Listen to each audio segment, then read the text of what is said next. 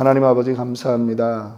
오늘도 우리에게 이 하루를 살아갈 수 있도록 호흡 주시고 생명 주시고 힘 주셨는데 하나님 주님의 은혜에 감사하며 하나님 새롭게 살아가는 우리들 되게 하여 주옵소서. 예수님 이름으로 감사하며 기도하옵나이다. 아멘. 오늘 사도행전 강의 35번째 시간입니다. 사람의 생각은 어떻게 바뀌는가 라고 하는 제목으로 사도행전 11장 1절부터 18절의 말씀을 가지고 나누도록 하겠습니다. 지난 시간에 유대인들이 이방인과 교제하는 것은 유대인들의 그 규칙상 불법이라고 하는 것을 배웠습니다. 유대인들은 이방인들과 교제하지 않습니다. 밥을 같이 먹지 않습니다. 그들의 집에 들어가지 않습니다. 그런데 이방인 로마 사람 고넬료의 집에 베드로가 찾아가서 하나님의 말씀을 전하게 되었습니다. 말씀 듣는 그때에 성령 충만을 받았습니다. 이 사건은 유대교 역사에 아주 충격적인 그러한 사건이 아닐 수 없는 것입니다. 왜냐하면 하나님 여호와 하나님을 믿는 이 유대인들의 마음에 자기들만 구원받은 백성이고 자기들만 택함받은 백성이라고 하는 이 개념이 수천 년 내려온 것이죠. 그런데 지금 이방인들까지도 성령의 충만함을 덧입게 되었다라고 하는 것은 놀랄 수밖에 없는 그러한 것입니다. 이 소문이 퍼져나갑니다. 베드로가 다시 예루살렘에 돌아왔습니다. 그러자 이제 오늘 본문을 보니까 유대에 있는 사도들과 형제들이 이방인들도 하나님의 말씀 받았다 함을 들었더니 소문이 났습니다. 베드로가 예루살렘에 올라갔을 때 할례자들이 비난하여 이르되 내가 무할례자의 집에 들어가 함께 먹었다 하니 여기서 할례자들이 비난했다라고 하는 무슨 말입니까? 베드로를 향해서 예수를 믿었던 사람들이 비난하기 시작하는 것입니다. 예수 믿은 사람들이 그 당시에도 어떤 태도였냐 하면 율법에 열심히 있었다라고 하는 것입니다. 예수 믿는 거는 예수 믿는 거고 생활의 규범은 율법으로 그렇게 살았다라고 하는 것이죠. 그러니까 율법을 갖다 대고 너 왜 이방인 집에 들어갔냐 이렇게 이야기하는 것입니다. 성경은 모든 사람에게 복음 전하라고 분명히 말씀했습니다. 그거를 그 사람들도 압니다. 사도행전 1장 8절에 오직 성령이 너희에게 임하시면 너희가 권능을 받고 예루살렘과 온 유대와 사마리아와 땅끝까지 이르러 내 증인이 되리라 하신 이 말씀을 그들도 압니다. 그런데 그들이 왜 이 일을 비난할까요? 자기 생각이 더 강하기 때문입니다. 성경 말씀보다 자신의 생각이 기준이 되어 있다라고 하는 것입니다. 예수 믿는 거는 단지 교회 그냥 나오는 것 뿐이에요. 내 삶의 주인은 하나님이 아닌 거예요. 내 삶의 주인은 계속 나예요. 그러니까 주님 말씀하고 나의 삶은 전혀 상관이 없는 거예요. 계속 내 생각대로 살아가는 거죠. 변함이 없는 거예요. 그냥 구원은 우리에게 그렇게 나에게 그저 임한 것. 그러니까 구원이 값싼 구원이라고 그렇게 변질되는 것입니다.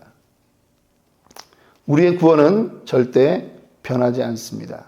그런데 그것이 우리의 피난처가 돼서는 안 됩니다. 마치 살아가면서는 어떤 태도로 살아야 되느냐 하면 내가 아직 구원을 완성해야 되는 자의 그러한 마음으로 살아야 된다라고 하는 거예요. 계속 변하려고 노력해야 되는 거죠. 지금 이 할례자들이요, 베드로를 통해서 다 예수 믿은 사람들입니다. 그런데 율법이 자기 속에서 더 중요하다고 생각하는 사람들입니다. 그런데 베드로가 그들이 그렇게 대들면서 물어볼 때 베드로가 어떻게 했는지 4절 말씀 한번 보겠습니다. 베드로가 그들에게 이 일을 차례로 설명하여, 요 앞에 한 구절이 빠진 것 같아요. 베드로의 성격대로 하면 분내며 설명하여 이렇게 되어야 되는데 베드로가 이 일을 차례대로 설명했다라고 말합니다. 모든 일들을 아주 침착하게 잘 설명한 거예요. 사건의 모든 것, everything이라고 나와 있어요. explained everything. 예. 아주 친절하게 그들에게 말해주는 거예요. 우리는요, 상대방이 세게 나오면 사실 기죽기 싫어가지고 우리도 세게 나갑니다. 근데 지금 누구보다 강했던 베드로가 그렇게 하지 않아요. 천천히 이거를 설명을 해주는 거예요. 베드로가 어떻게 이렇게 변할 수 있었을까요? 예. 성령 충만을 받고 변하는 것입니다. 성령 충만의 그 사건이 베드로의 마음에 성령을 따라 행하고자 하는 욕구를 주는 거죠. 그래서 갈라디아서에는 성령의 9가지 열매가 있다라고 말합니다. 사랑과 희락과 화평과 오래 참음과 자비와 양성과 충성과 온유와 절제, 이 열매가 우리에게 맺혀져야 된다라고 하는 것입니다. 베드로에게는 지금 그 열매가 보이고 있습니다. 또 베드로는 자기 인생에 아주 치욕적인 그러한 날이 있었습니다. 예수님을 3번 부인했던 그러한 날입니다. 그런데 주님이 베드로를 만나서 어떻게 하십니까? 너 그때 왜 그랬어? 따지시지 않았습니다. 주님이 인내하면서 설득하는 거예요. 내가 나를 사랑하느냐? 오늘 이 베드로가 변화되는 그 모습 속에는 주님의 사랑이 느껴지고 또 한 가지는 자기 안에 그 주님을 닮아가고자 하는 열심이 느껴지는 것입니다.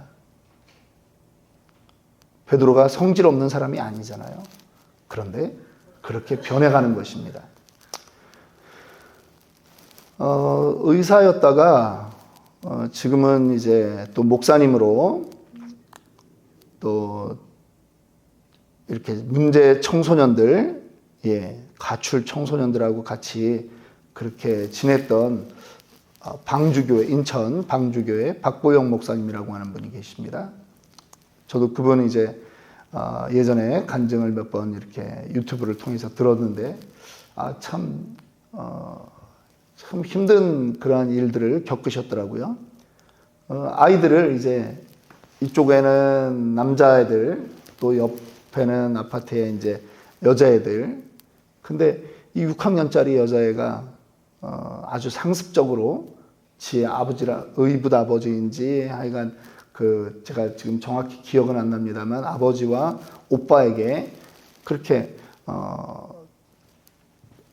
아주 험한 일을 당하고 그렇게 살았던 애였는데 어느 날 한 일주일간 안 보이더니만 이 애가 나타난 거죠.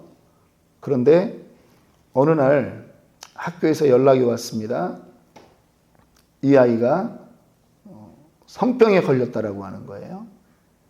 그런데 이 목사님한테 연락이 온 거예요. 그래가지고 뭔 일인지도 모르고 갔더니 학교 선생님들이 아주 자기를 짐승 보듯이 이렇게 쳐다보더랍니다. 이분이 뭐 등치도 좀 있고 옛날에는 의사였으니까 얼굴도 멀끔하게 생겼고 그래요. 근데 자기는 영문도 모르는데 교무실 들어가자마자 자기를 짐승 보듯이 이렇게 하고 나중에 교감실로 이렇게 데려갔는데 뭐 알고 보니까 이 애가 너 어떻게 이렇게 됐냐 했더니 얘가 당황해서 이 목사님 이름을 댄 거예요. 박 목사님한테 당했다. 그래가지고. 그래가지고 어려움을 겪게 되고 경찰 조사까지 받았다라고 합니다.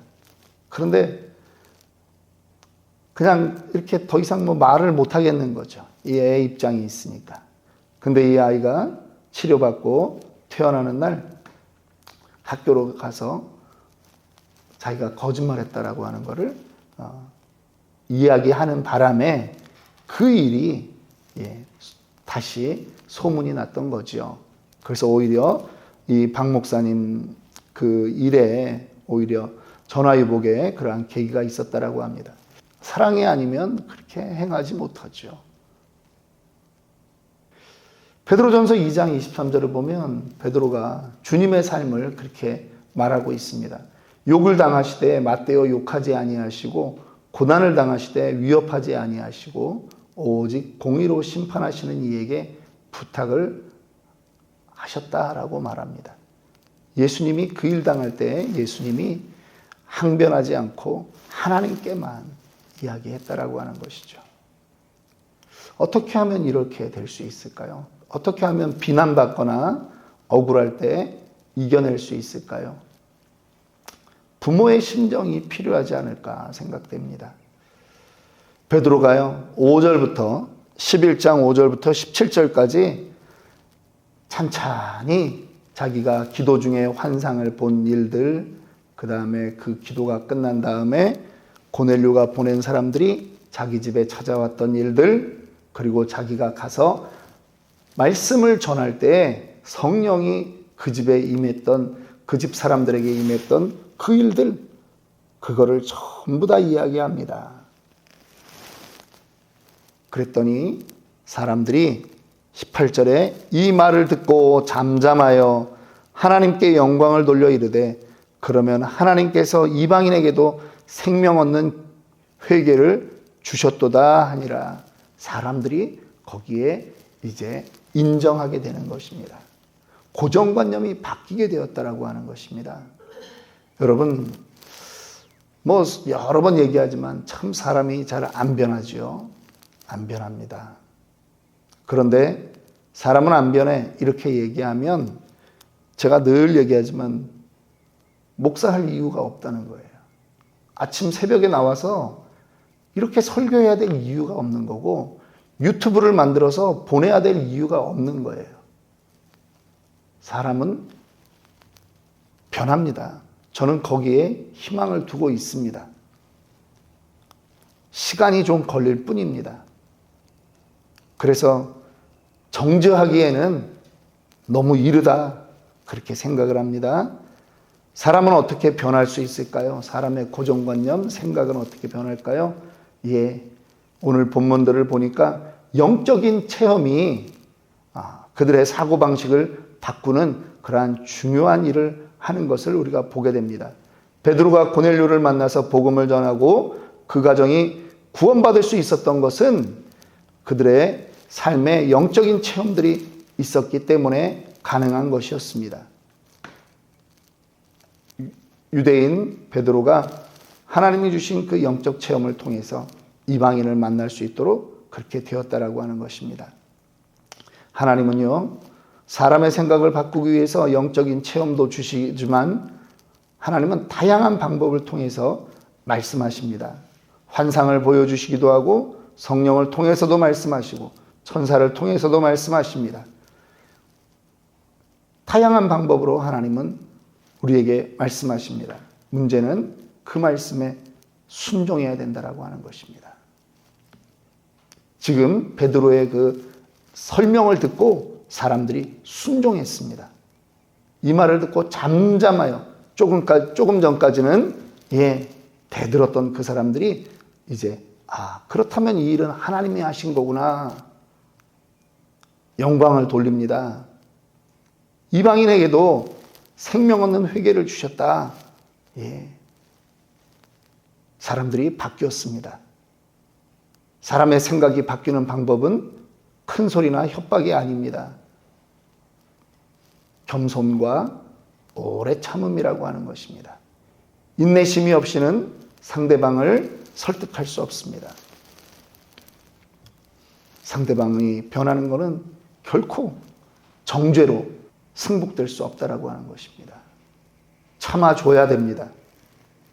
겸손과 오래 참음이 그를 또 다른 일꾼으로 만들어 가는 것입니다. 오늘 저와 여러분들의 삶 가운데 또 우리 교회 안에 또 우리의 부족함이 있지 않겠습니까? 여러분들 눈에 저의 부족함이 또 보이지 않겠습니까?